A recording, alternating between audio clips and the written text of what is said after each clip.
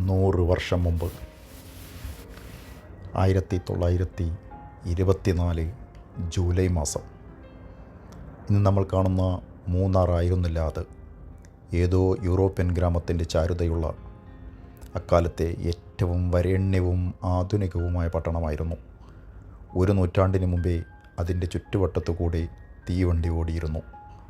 കുന്നുകളിലൂടെ വലിച്ചു കെട്ടിയ റോപ്പ് വേയിൽ തേയില ബണ്ടിലുകൾ നീങ്ങിയ കേബിൾ കാറുകൾ, ആഡംബര ബംഗ്ലാവുകളും കടൽ കടന്നു വന്ന മോട്ടോർ കാറുകളും ആ മലമുകളിൽ നിറയുമ്പോൾ കേരളം അന്നും സാമൂഹികമായി 2 നൂറ്റാണ്ടെങ്കിലും പിറകിലായിരുന്നു. ബ്രിട്ടീഷുകാരിലെ എലൈറ്റുകൾക്ക് മദ്രാസിലും ട്രാവൻകൂറിലെയും ചൂട് നിറഞ്ഞ കാലാവസ്ഥയിൽ നിന്നും രക്ഷപ്പെടാനും യൂറോപ്പിലെ തങ്ങളുടെ നാടിൻ്റെ ഭംഗിയും തണുപ്പും ഗൃഹാതുരത്വവും അനുഭവിക്കുവാനും പടുത്തുയർത്തിയ മൂന്നാറിനെ അതിനൊക്കെയും മുകളിൽ അനശ്വരതയിലേക്ക് ഉയർത്തുന്ന വേറെയും എന്തൊക്കെയോ ഉണ്ടായിരുന്നു. സ്കോട്ട്ലൻഡിൻ്റെ ഭൂപ്രകൃതിയെ അനുസ്മരിപ്പിക്കുന്ന കുന്നിൻ ചെരുവുകളായിരുന്നു ഇതെന്ന് ഡാസ്റ്റ് ഹാമിൽട്ടൺ എഴുതി. സംഗീതം പോലെ ഒഴുകി വരുന്ന മുതിരപ്പുഴയാർ മറ്റ് 2 നദികളോട് ചേരുന്നിടത്ത് മൂന്നാർ എന്ന പേരിന് ഉറവയെടുക്കുന്നു. ഈ താഴ്വര ഇംഗ്ലീഷുകാർക്ക് ശരിക്കുമൊരു വെല്ലുവിളിയായിരുന്നിരിക്കണം. പ്രകൃതിയോടും മനുഷ്യജീവികളോടും പോരടിച്ചു നേടിയ മണ്ണിൽ വിക്ടോറിയൻ ശൈലിയിൽ ഒരു പട്ടണമുണ്ടാക്കിയെടുക്കാൻ അവർക്ക് നേരിട്ട പ്രയാസം ചില്ലറയൊന്നുമല്ല.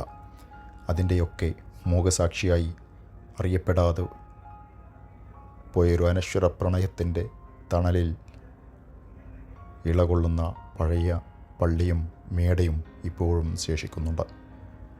ബർമിംഗ്ഹാമിലെ ഫാക്ടറികളിൽ നിർമ്മിച്ച് കപ്പലിൽ കൊണ്ടുവന്ന തീവണ്ടി എഞ്ചിനുകളെ 1 നൂറ്റാണ്ട് മുമ്പ് ഇരുമ്പ് വടത്തിൽ വലിച്ചു കയറ്റി ഈ മലമുകളിലെത്തിച്ച പ്രയത്നം ഇന്നും അത്ഭുതപ്പെടുത്തും.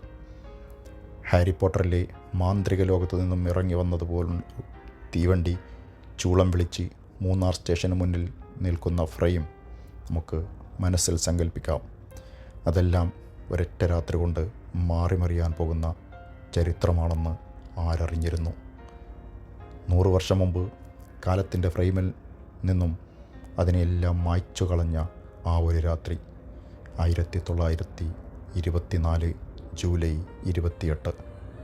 16 ദിവസങ്ങളിലായി നിർത്താതെ പെയ്തുകൊണ്ടിരുന്ന മഴ അന്നായിരുന്നു മൂർധന്യത്തിലെത്തിയത്.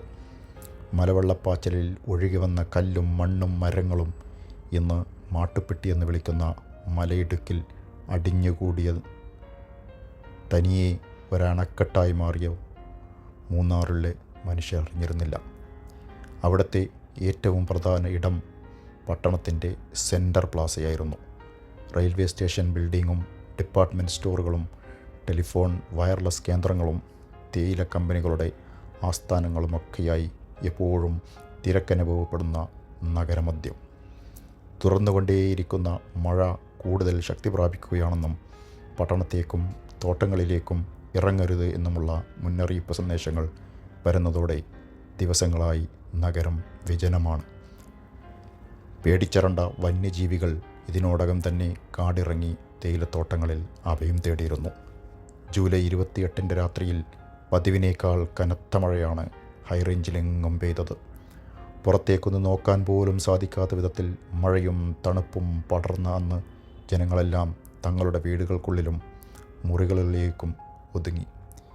ഒരണുബോംബ് പോലെ പ്രകൃതിയുണ്ടാക്കിയ അണക്കെട്ടും അതിൽ ഭീമൻ തടാകം കണക്കി കെട്ടുനിർത്തിയ വെള്ളവും തലക്ക് മീതെ നിൽക്കുന്നത് അറിയാതെയായിരുന്നു ആ മനുഷ്യജീവനുകൾ ഉറങ്ങിയത്. ഇനിയൊരിക്കലും ഉണരാത്ത നിദ്രയിലേക്ക്. അർദ്ധരാത്രിയിൽ കോരിച്ചൊരിയുന്ന മഴയത്ത് വെള്ളം താങ്ങാനാവാതെ ആ അണക്കെട്ട് പൊട്ടി. കുത്തിയൊലിച്ചു വന്ന വെള്ളത്തിന് മൂന്നാറിൻ്റെ അസ്ഥിവാരം വരെ ഒഴുകിക്കൊണ്ടുപോകാനുള്ള കരുത്തുണ്ടായിരുന്നു. ഭൂമി കുലുങ്ങി, പാലങ്ങൾ കടപുഴകി വീണു. ബംഗ്ലാവുകളും ഫാക്ടറികളും റെയിൽവേ സ്റ്റേഷനുകളും മുങ്ങി. ഒഴുക്കിൻ്റെ ശക്തിയിൽ തീവണ്ടി എഞ്ചിനുകൾ വരെ ഒലിച്ചുപോയി. ഉയർന്ന ഇടത്ത് കഴിഞ്ഞവർക്ക് മാത്രമായിരുന്നു ജീവൻ ബാക്കിയായത്. വഴികളും ഗതാഗതവും വീടും നഷ്ടപ്പെട്ട് പുറം ലോകവുമായി ഒരു ബന്ധവുമില്ലാതെ തന്നെ അറ്റുപോയ അവരെ വീണ്ടും പട്ടിണിയും രോഗവും കൂടെ വലച്ചു. ഒടുവിൽ ആഴ്ചകൾക്കു ശേഷം വെള്ളമിറങ്ങിയപ്പോൾ ശരിക്കുമൊരു പ്രേത നഗരമായി മൂന്നാർ മാറിക്കഴിഞ്ഞിരുന്നു. അന്ന് കൊല്ലപ്പെട്ടവർക്കോ കാണാതായവർക്കോ ഇപ്പോഴും കൃത്യമായ എണ്ണമില്ല.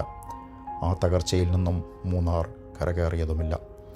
ഇച്ഛാശക്തിയായിരുന്നു ഒരുപറ്റം മനുഷ്യർ തങ്ങളുണ്ടാക്കിയെടുത്ത സ്വപ്നലോകത്തെയും കൊണ്ടായിരുന്നു മണ്ണിനടിയിലേക്ക് പോയത്. അവിടെ നഷ്ടപ്പെട്ടതൊന്നും പുനർസൃഷ്ടിക്കാനോ മൂന്നാറിനെ തിരിച്ചു കൊണ്ടുവരാനോ ആർക്കും കഴിഞ്ഞില്ല. ഇന്നും നമ്മൾ മൂന്നാർ എന്ന് വിളിച്ചു ചെല്ലുന്നത് പണ്ട് യഥാർത്ഥ നഗരം എന്നയിടത്തു നിന്നും ഏതാനും കിലോമീറ്റർ മാറി സ്ഥിതി ചെയ്യുന്ന ആധുനിക നഗരത്തിലേക്കാണ്.